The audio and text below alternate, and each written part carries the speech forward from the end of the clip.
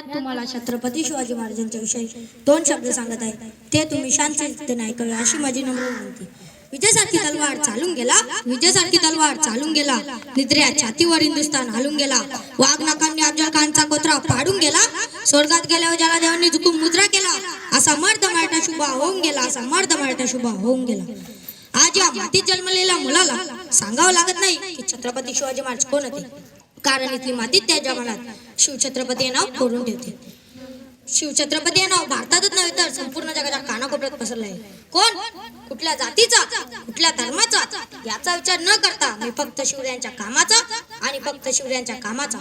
कोण होते शिवाजी, असे कोणते काम त्यांनी केले की 3.5 वर्ष लढूनही त्यांच्या नावाचा जय जयकार सगळीकडे होतो.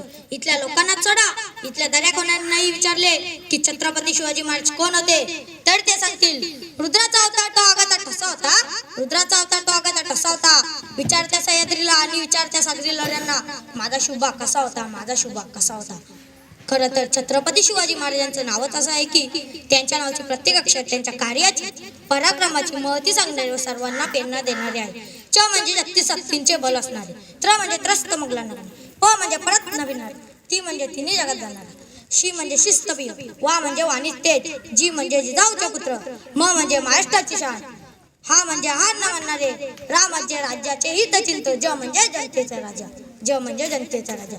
सह्याद्रीच्या कडाकडातून पाजर फुटेल, डोंगर मात्यांनाही घाम फुटेल आणि विशाल नावालाही त्याच्या पुढे झुकावे लागेल, असा रयतेचा राजा, मावळ्यांचा राजा, बहुजनांचा राजा, किती विशेषण लावले तरी ते कमीच पडतील, असा जनतेचा आदर्श राजा म्हणजे शिवछत्रपती.